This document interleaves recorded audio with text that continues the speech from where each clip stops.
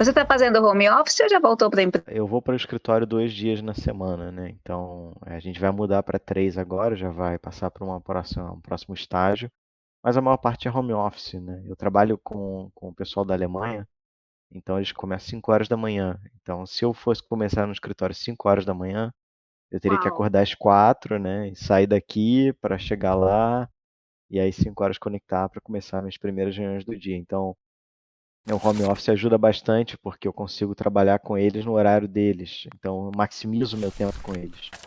Aham. Ah, bacana. É, no meu caso, né, se eu fosse começar às 5 horas, eu teria que acordar às 3. Imagino, imagino. Para homem é bem mais rapidinho, É lava o rosto, prático, coloca a roupa, passa um sabão na cara aqui e vamos embora. já era. É, não, Ah, mas bacana. eles foram bem flexíveis nesse sentido, né, e especialmente que eu trabalho muito com a parte de tecnologia, trabalho com o pessoal de lá de fora, aí eu estou nos Estados Unidos, né, então eles ficam na Alemanha, então nossa diferença de horário é de 7 horas. Então Uhum. para funcionar mesmo tem que começar cedo, porque senão não eu perco a maior parte dos dias deles. Bacana. Hoje você mora fora do Brasil? Eu moro em Houston, Que bacana. eu moro Mas em Houston. você fez doutorado aqui? Eu fiz o meu mestrado no Brasil, eu só apresentei a minha dissertação, virtual, né. Porque Uhum. teoricamente eu teria que voltar para apresentar pessoalmente, mas, a gente pediu uma exceção, até por conta da transferência, e aí eles conseguiram fazer, conseguiram organizar. Você está aí pela empresa. Eu estou aqui pela empresa. Então você ingressou no mestrado já dentro da empresa, e Isso, aí começou a produzir, fez seu estudo, daí foi promovido, foi para aí, isso. Eu para vim os para uma Estados função Unidos. global, né, que é mais voltada para a parte de engenharia de sistemas. Antes eu estava numa função de gestão, e aí agora eu voltei para uma área mais tecnológica, né. Que bacana. E é o que você queria? Era parte do meu plano, né, então isso era uma ideia de ganhar essa experiência global e funcionou, né, a gente conseguiu alinhar bem essas expectativas. Bacana. E você acha que a publicação, o fato de você estar se mostrando mais, publicando mais, isso contribui para essa ascensão que você está tendo? O mestrado ajudou bastante, né, então, foi uma coisa que foi muito reconhecida pelo meu chefe, até os diretores, comentaram, né, do fato de ter feito o mestrado, da dedicação, né, de ir além, né, ou seja, não ficar no beabá, né, do dia a dia, né, então eles, apreciaram muito essa dedicação. O seu mestrado foi em regime acadêmico ou regime profissional? Regime profissional. Regime profissional, é por isso que teve essa pegada mais prática, né? É, exatamente, por isso que eu trabalhei na parte de transição energética, né, lá no início, na verdade, quando eu ainda estava na parte de gestão, eu estava dentro da linha de pesquisa de gestão da produção, e aí mais adiante eu mudei pra parte de energia, né. Uhum. Então eu ainda ia trabalhar dentro da gestão da produção, mas como o pessoal já me pescou, né, dentro do curso, eles já mudaram o foco para a parte de energia e viram a oportunidade de eu fazer o trabalho dentro da parte de transição energética. Ah, que bacana. Quando você foi buscar o curso de mestrado, você já sabia a diferença entre mestrado acadêmico e mestrado profissional ou você acabou tendo sorte? Não, eu tinha uma noção já, né, eu já sabia que existia uma diferença, sabia que um objetivo mais prático, né, então eu já procurei, pensando em uma situação mais prática. E com relação à busca pela instituição, como que foi o processo? Bom, a Universidade de Taubaté, ela tem o curso de engenharia mecânica, que era uma área que eu tinha interesse, ela tinha a linha de concentração, as 2, né, na verdade as 3 linhas que eles tinham são áreas que eu gosto bastante, tanto a automação como energia, como também a gestão da produção. Então, foi encontrar o curso certo no lugar certo, então esse foi o casamento perfeito. Bacana. Quando você estava aqui no Brasil, você estava na região de São José dos Campos? Não, eu estava no Rio de Janeiro. Nossa! Foi um pouco complexo, mas funcionou, funcionou. Você estava no Rio de Janeiro, mas Rio de Janeiro estado ou Rio de Janeiro capital? Capital, E você capital. tinha que ir até Taubaté fazer as disciplinas? Eh, a gente teve um período, né, não está funcionando assim mais, né, mas teve um período durante a pandemia que as aulas eram ao vivo, né, então isso facilitou um pouco o processo, né, vamos dizer assim, né. Mas você chegou a fazer esse trajeto de passar um tempo lá, depois voltar, ou não precisou? Eu cheguei a testar o trajeto, mas eu não precisei fazer o trajeto. É bem cansativo, bem Nossa, cansativo. que interessante. Ontem eu estava fazendo uma live com um colega nosso, que ele é de Belo Horizonte capital, e tinha que viajar 1h20 mais ou menos para fazer o mestrado dele. Foi bem nesse período que teve aí que as aulas foram interrompidas para Isso. esse modelo ao vivo, né? E aí ele falou que foi a salvação dele também. Sim, sim. Na verdade, eu comecei já pensando em fazer o trajeto. Eu já comecei a me educar para o trajeto, a planejar o trajeto. Eu cheguei a fazer o trajeto uma vez, e aí eu pensei, eu falei, nossa, vai ser desafiador, até porque os horários dos ônibus não casavam, então teria que ir de carro. E Aham. aí foi uma das Quantas coisas horas? que dava umas 4 horas e meia, mais ou menos. Uau, que interessante. E como que você chegou na Universidade de Taubaté? Foi pesquisando curso, eu estava procurando por curso de mestrado em engenharia mecânica, mestrado Aham. profissional em engenharia mecânica. Eu encontrei a Universidade de Taubaté como uma universidade pública que oferecia o curso. Então, Uhum. foi daí que eu me interessei em participar do processo seletivo da Universidade de Taubaté. Que bacana. E você já entrou de primeira quando você participou por esse processo ou você tentou mais de uma vez? Eu tive um ano anterior que eu tentei, só que não estava prático para mim, né, por conta de questões pessoais. Eu não realmente não ia ter como fazer, como alocar o meu tempo com o mestrado. E aí eu consegui, uma segunda tentativa, por dizer, né. Não foi na minha primeira tentativa não, por conta de questões, pessoais. Uhum. Eu vi que você tem uma linha de pesquisa, assim, a sua linha de pesquisa é muito sólida, enquanto é só o trabalho, mas a sua linha de interesse é muito grande. Então você transita nos seus materiais em vários assuntos. Conta pra gente como funciona esse processo de criação. É, eu vou começar falando pelo curso em si, né. Então dentro do curso nós temos, disciplinas diversas. Então eu tentei trabalhar, se você olhar o meu foco mais geral, né, está dentro da área de energia, né. Então Sim. dentro da área de energia eu fui transitando, de acordo com as disciplinas que eu ia fazendo no curso, né. Então, eu fiz um trabalho, por exemplo, o trabalho principal, né, que é até esse de transição energética. Ele teve o foco principal em entender o que era a transição energética e tentar traçar para a gente quais são as melhores estratégias, para a transição energética, né, de uma forma mais ampla, uma forma mais global. E eu trabalhei esse material dentro da disciplina de inovação e desenvolvimento de novos produtos, né, que é uma das Uhum, disciplinas do mestrado. E aí eu comecei a pensar em quais seriam as oportunidades de inovação, dentro da área de energia, né. uhum, Então, dentro do primeiro trabalho eu comecei a explorar, né, tanto é que esse trabalho, de transição energética, ele transita em diferentes áreas. Ele fala sobre a parte de combustível, ele fala sobre a parte de, biocombustível, ele fala sobre a parte de armazenamento de energia, captura de carbono. Então eu vou caminhando, eficiências energéticas. Então eu vou caminhando dentro das diversas oportunidades de inovação da transição energética, que é uma necessidade global por conta dos gases de efeito estufa, e dos efeitos deles, né. E aí eu fui para uma outra disciplina, que foi a disciplina didática, onde a gente aprendeu. Era uma disciplina optativa, onde a gente aprendeu como funcionaria a didática do ensino superior. E aí dentro dessa disciplina, eu trabalhei um artigo junto com a professora. Eu fiz questão de trabalhar um artigo dentro de cada disciplina, né, e aí focado no ensino da engenharia, estratégias de ensino de engenharia didática para o ensino do adulto, né. Então, uhum, foi construído em cima, do que eu fui absorvendo dentro da própria aula e do que eu fui vendo que era uma necessidade prática, né, para quem dá aula de engenharia, até pela minha própria vivência dos cursos de engenharia, né. Eu passei por vários professores também, então tive que passar por essa situação da Covid, né, que não permitiu que eu tivesse 100% no polo durante um período. Então, como as tecnologias digitais poderiam contribuir, para o ensino. E claro, né, voltando para o aspecto da energia, né, ou seja, quanto de emissão a gente consegue, diminuir, reduzir pelo fato da gente estar remoto, né, de alguma forma. Então isso já cria um link, né, com a minha linha principal de pesquisa. Depois eu Uhum. fui para a disciplina de planejamento e controle de produção, onde a gente aprende como é que a gente planeja inventário, planeja materiais, como é que a gente planeja a produção.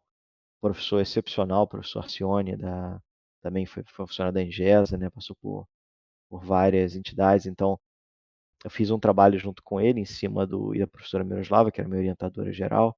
Então a gente foi pensando em como é que poderia se planejar materiais e pessoas para dentro da organização, na forma de otimizar recurso, né? E de alguma forma você também evitar emissões. Então, um termo que eu uso bastante, né, é a questão de eficiência de emissões, né? Então, como é que está a minha eficiência de emissões? Então, cada trabalho ele passou por uma disciplina e eu tentei trabalhar cada um deles dentro da disciplina, né. Teve um artigo que eu trabalhei ele mais independente, que foi o de prototipagem para manutenção, também com esse foco, ou seja, como é que a gente pode aproveitar, o material, reciclar o material.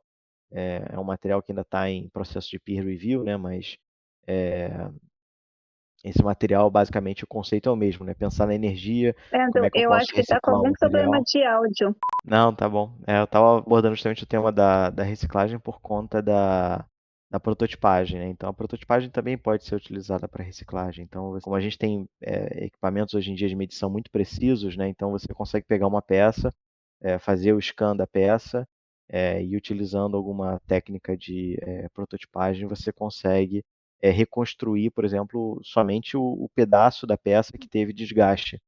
E aí com isso Nossa, você show. consegue continuar, utilizando a peça. Mas esse ainda está em peer review, a gente vai ter mais detalhe mais para frente quando ele sair, né. Para essas peças vocês estão usando impressora 3D ou não? É outra É tecnologia? exatamente esse conceito, é o mesmo conceito das impressoras 3D, né, então, Ah, exatamente essa é a ideia por trás da prototipagem, é usar essas impressoras, 3D para poder fazer isso.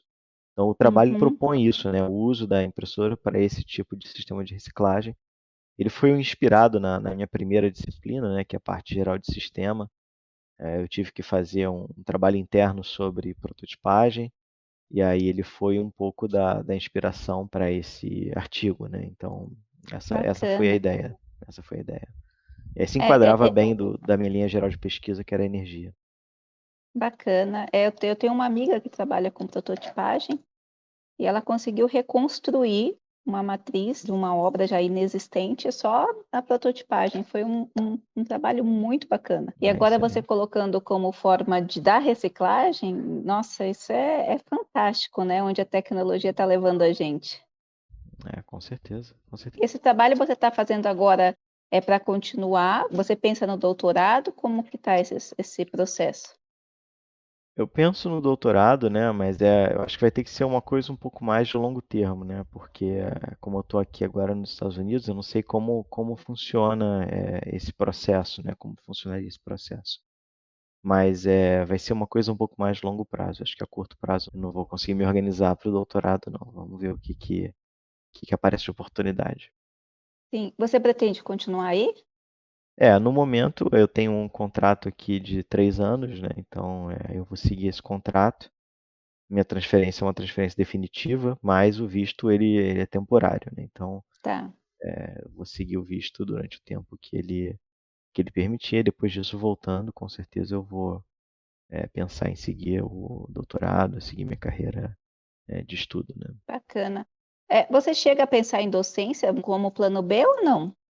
Não como um plano B, né, mas eu acho que como um plano final, né, vamos dizer assim, né, porque, eu acho que depois de experimentar bastante, vamos dizer, dentro da indústria, né, eu acho que como eu tento trabalhar já os artigos, né, a gente conversou da outra Sim, vez, eu acho que dar de volta, né, devolver para a sociedade, um pouco mais do que eu aprendi, eu acho que faz parte disso. Então eu penso na docência, mas uma docência no sentido não de uma docência pós-industrial, né, vamos dizer, pós a minha vida industrial, pensar numa sim, docência e não como um plano B. Faz parte do plano a docência, e eu acho que é importante essa construção começar agora, né, eu estou, como sim, conversamos claro. da outra vez, com 23 anos de carreira, então eu acho que é o momento ideal para começar esse plano, A, né, continuar esse plano A de carreira para ter essa docência mais lá no final. Mas eu quero Você completar o meu ciclo na indústria.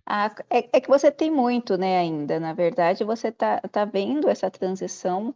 Eu acredito até que esse time que você está dando em mais um pouco de indústria para depois pensar em academia, vai te enriquecer muito enquanto professor, porque eu vejo que um dos problemas, um dos gaps que a gente tem na docência são algumas pessoas que na área de engenharia, principalmente, que está numa transformação gigante, acaba se afastando da indústria e perdendo esse tempo da rapidez, da agilidade. Então, eu acho que essa sacada que você teve quando você foi fazer um programa profissional, de já aproveitar todas as disciplinas para produzir. Todas as disciplinas viraram artigos que foram publicados. Nesse processo de construção, você foi amadurecendo, você foi evoluindo, e isso está bem claro na sua produção. Isso te dá uma estratégia mental da indústria, porque Uhum. a indústria é tudo muito rápido, tudo tem que ser para ontem, não dá para ficar 3, 4, 5 anos pensando numa teoria.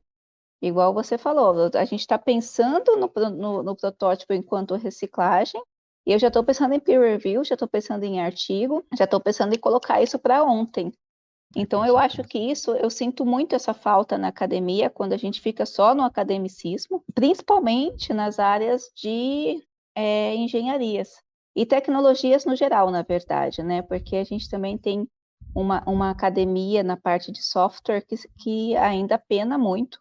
Eu estava participando de uma matéria, e os livros utilizados eram de 95.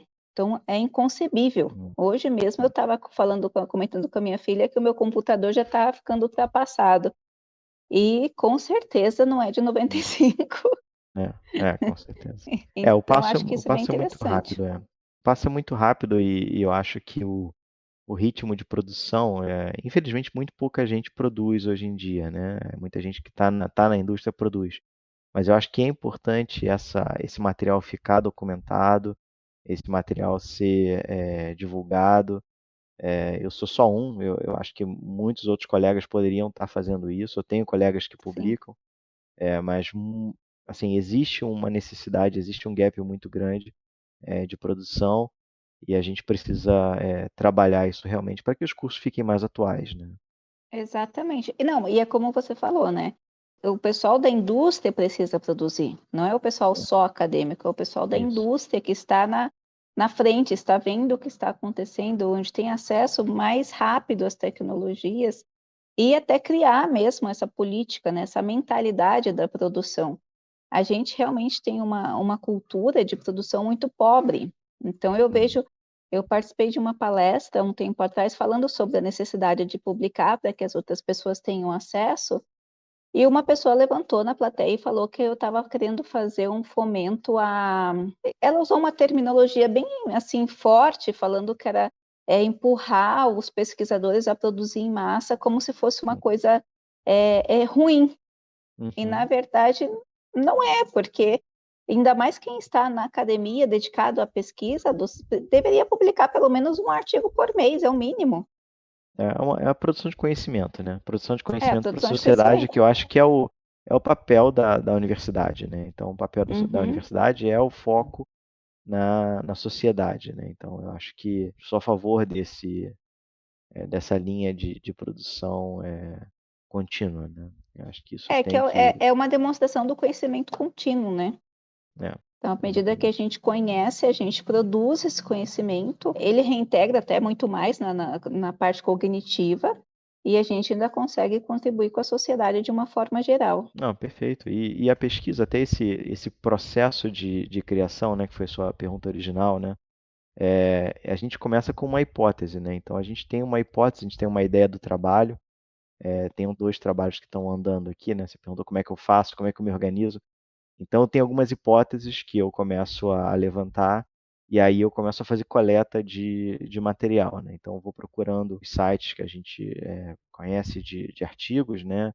O Núcleo do Conhecimento, eu vou procurando o ResearchGate, o Google Academics, né? Então eu vou começando a procurar material que me ajude a responder aquela pergunta sobre a hipótese. E aí depois de ler esse material, né, geralmente aí uns 20 a 30 materiais, eu vejo mais ou menos o que que vai ser o corpo do meu trabalho, né? Como é que eu posso tentar responder aquela pergunta? Nem sempre eu acabo terminando como eu comecei, mas eu pelo menos eu consigo responder aquela hipótese. É mais ou menos assim que eu termino o meu artigo, tentando responder aquela primeira hipótese que eu levantei com base nos trabalhos. Como eu não estou em um laboratório hoje em dia, eu não tenho muita, que chama até de artigo original, né? Que é artigo primário, Uhum. né? Que é um artigo que você faz com base em algum ensaio, alguma pesquisa que você faz. Então, isso eu não tenho isso na indústria e até dentro de alguns parâmetros eu tenho umas regras de confidencialidade da empresa que eu trabalho, né? Então, Sim. tem coisas que eu tenho que seguir algumas regras, né? Então, eu tenho que trabalhar bem no que está público, no que já está lá é divulgado, né? Mas tem outros colegas e a própria empresa trabalha em parceria com outras universidades, em que ela faz publicação também, publicação primária, e é foco da empresa manter esse tipo de publicação, né? Só que essa hoje não Uhum. é a minha área fim, né? Não é a minha área principal, então Sim. eu foco mais em pesquisa documental e bibliográfica para as minhas pesquisas. Ah, muito bacana. E são todas pesquisas, né? É um É, processo de pesquisa também muito intenso. Não, claro, como você falou, não de laboratório, até porque você tem essa questão da confidencialidade, sigilo, né, que você está no setor da indústria, mas como você falou, ainda tem como produzir muita coisa bacana com nesse certeza. passo a passo do processo. Com certeza, com certeza. Esse trabalho mesmo de transição energética é uma coisa que a gente tem escutado muito forte, né? Então, veio o desafio do professor Ricardo Mendro, que era meu professor de inovação. Então, veio essa necessidade, né, da transição energética por conta das mudanças climáticas, dos efeitos que a gente tem das emissões do gás carbônico na atmosfera. E aí eu comecei a procurar, a pesquisar, ok, quais são as formas que a gente pode trabalhar para poder minimizar o efeito, vamos dizer assim, da transição energética. Então, uma das hipóteses é a gente pode abandonar o petróleo, os combustíveis fósseis já de imediato? Então, a resposta que o trabalho dá, claramente não, né? Então, a gente tem uma demanda de energia muito grande mundial. Tem regiões do mundo que ainda tem escassez de energia, né? Então, dependendo por onde você vai, você não tem o acesso à energia. E energia é Uhum, desenvolvimento social, né? Desenvolvimento econômico. A energia é importante, então a gente não pode sair imediatamente dos combustíveis fósseis. E aí, uhum, dentro disso, a gente vem, ok, quais são as formas com que a gente pode trabalhar isso, né? Então, dentro do trabalho, são basicamente três linhas que ele apresenta, né? A parte da eficiência energética, o uso da energia renovável que está crescendo, tem que continuar crescendo. Então, o trabalho ele mostra esse crescimento, mostra o investimento que está acontecendo. A gente vê até no nosso próprio país aí exemplos de leis recentes aí sobre a questão da lei do hidrogênio, né? Proposta de lei do hidrogênio. A gente vê o crédito de metano, a gente vê o mercado livre de carbono. Então, são áreas que estão crescendo que vão alimentar investimentos dentro dessa parte de energia renovável e de eficiência energética. E mais recentemente, saiu até um projeto de lei agora sobre a questão da captura e sequestro de carbono, né? Então sim, é uma outra área que está entrando também, que ela ampara um pouco a questão dos combustíveis fósseis, né? O que a gente chama de energia azul, né? Que é sim. você produzir com combustível fóssil e você capturar o carbono para você produzir uma energia mais limpa, né? Vamos dizer assim, né? Uhum. Então é o que a gente chama A de gente tem energia azul. aqui no Brasil, a gente tem, não só no Brasil, mas em Israel, tem bastante gente pesquisando a parte da captura do gás carbônico e transformação, né? Inclusive, eu tenho um colega chamado Ulisses, ele fez aqui com a gente uma entrevista, que ele contabiliza, ele investiga tipos de espécies de plantas e faz essa contabilidade para ver como que você pode trabalhar com essa captura. Então, os corredores verdes, ele propõe bastante coisa, não só ele, né? O núcleo dele inteiro. Ele teve a oportunidade de passar 15 dias em Israel investigando também e traz para a gente bastante inovação nessa área de sequestro de carbono, também uma área bem interessante. Mas, como você falou, eu acho que muitas vezes peca, e aí é uma crítica dele mesmo, porque dependendo da onde você está, ele não incentiva a publicação nacional. Então, você passa Uhum. um ano e meio para publicar um artigo em inglês, com um Uhum. impacto bem menor. Eu até brinquei com ele, falei assim, é um contrassenso, né? Porque você está investigando uma coisa que é para hoje, com resolução para a sociedade para hoje, e não consegue publicar, ou não tem incentivo para publicação nacional, o que É. inviabiliza o conhecimento por parte. E como a gente conversou, né, também a linguagem, né? Então a gente vai ver muito, Isso, muito pesquisador acadêmico que bota uma linguagem muito, muito complexa às vezes para as pessoas reais, né? Às vezes até isso, para o próprio técnico, né? Porque eu lembro que quando eu fazia o curso técnico, eu via um artigo científico, eu não queria nem chegar perto, porque eu não conseguia nem entender o que estava escrito ali, né? Então, é a gente, verdade. a gente tem que escrever pensando que quem vai ler é o público geral, a gente tem que escrever pensando que tem que ser uma coisa da vida, do dia a dia, né? Ou que vai impactar, ou no próprio artigo explicar esse link, né? Qual é o link do Sim, que eu estou escrevendo com o ganho para a sociedade, né? Para que fique bem claro para todo mundo. Então, nesse próprio artigo, né, que a gente está conversando de transição energética, então fiz um link, por exemplo, com um programa de etiquetagem, que é uma coisa que você é um programa de eficiência energética, é uma coisa que você vai comprar uma geladeira, você vai comprar um carro e ele está lá com a etiquetinha lá, vai comprar até um pneu sim. e você sabe qual é o impacto daquele item, né? Então, Uhum. nós consumidores, né, nós pessoas reais, né, temos uma contribuição muito importante para a questão da transição energética. Então, se nós não puxarmos por isso, né, não vai acontecer sozinho, né. É Eu verdade. acredito que a transição energética eu até parei, quando eu estava no Brasil, parei de abastecer o meu carro com gasolina, eu tenho um carro flex, passei a abastecer com puro etanol por conta da minha pesquisa, né. Então eu vi qual é a diferença de emissão que eu tenho quando eu uso o etanol para quando eu uso a Uhum. gasolina, né. Então o efeito não é só na questão do greenhouse gas, né, do gás de efeito estufa, né, mas o efeito também é na questão da poluição atmosférica, né. Então, o que eu produzindo de voláteis no ar, né, o que eu estou produzindo do óxido nitroso, né, eh, então o que eu estou produzindo de outros contaminantes também, faz uma grande diferença na minha pegada, como cidadão, né. Verdade. É uma questão de consciência, né, igual a gente já tinha falado da outra vez. É uma questão de mudar a consciência e ver que a gente também tem responsabilidade, e se não também, mas a responsabilidade principal na questão do consumo, do comportamento mesmo, para conseguir preservar o meio ambiente e garantir uma melhor qualidade de vida também, né, não só para gerações futuras, mas para a gente agora também. É, com certeza, com certeza. Esse tipo de mentalidade do consumo, de que a gente escolhe comprar, de quem a gente escolhe comprar, né? A gente falou até sobre esse assunto, eu lembrei agora da conversa que nós tivemos sobre as fontes de pesquisa, né? Que a gente acaba, como pesquisador, entrando mais a fundo e procurando mais coisas. É, É a mesma coisa, o que eu estou comprando, de quem eu estou comprando, qual o compromisso dessa indústria com as emissões de gás de efeito estufa ou com a poluição atmosférica. E não só no meu país, mas também nos outros países dos outros para países. onde ela está presente, né. Uhum, é verdade. Bom, se a gente conseguir terminar essa live falando de consciência, né, e trazendo essa consciência para que as pessoas possam pensar, principalmente quem assiste a gente, que são intelectuais, são pessoas que busquem o conhecimento e comecem a fazer de verdade, né, seria maravilhoso. Acho que a gente já ganharia o ano. É, com certeza, com certeza. Tem muita coisa que a gente pode fazer dentro do nosso dia a dia, né. Então, por exemplo, eu moro em um edifício, né, estou dando um exemplo, né, então eu moro em um edifício. Quanto eu posso, produzir no meu edifício para consumo próprio de energia solar ou eólica? Qual o máximo que eu consigo produzir daquilo ali? Hum, Para não ficar muito na teoria, isso é um estudo prático. Eu fiz essa proposta no condomínio onde eu morava no Rio de Janeiro. Então, o custo, basicamente, de instalação dos painéis solares para poder compensar 100% da energia que a gente, utilizava durante o mês, saía na prestação, né, do que existem linhas de financiamento específicas para esse tipo de investimento, saía basicamente dentro do mesmo valor que a gente pagava por mês à concessionária.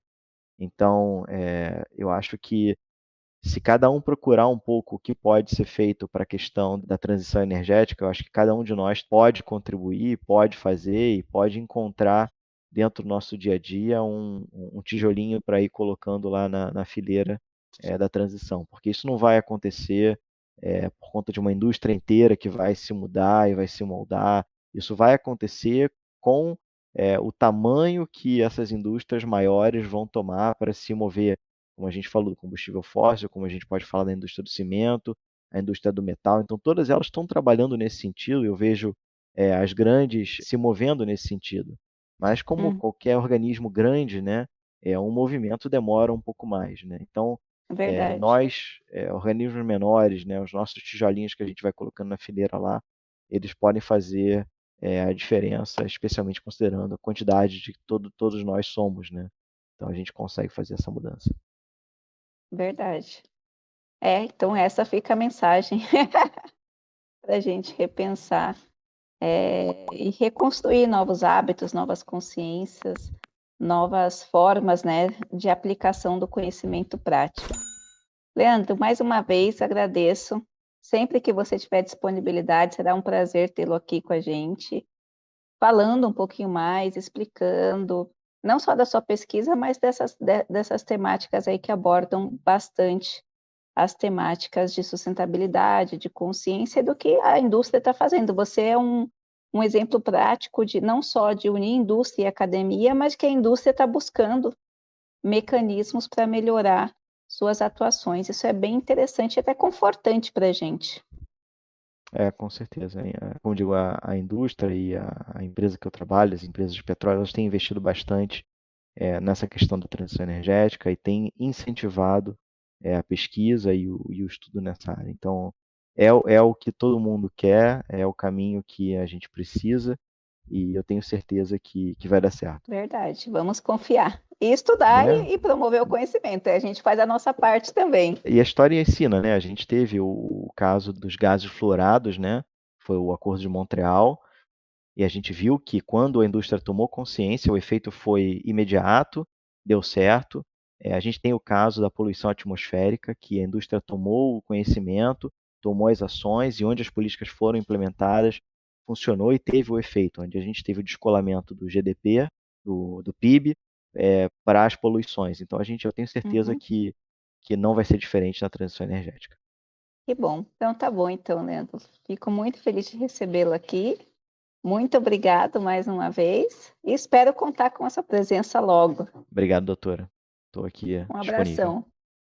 Um abraço, fica com Deus, tá? Amém. Tchau.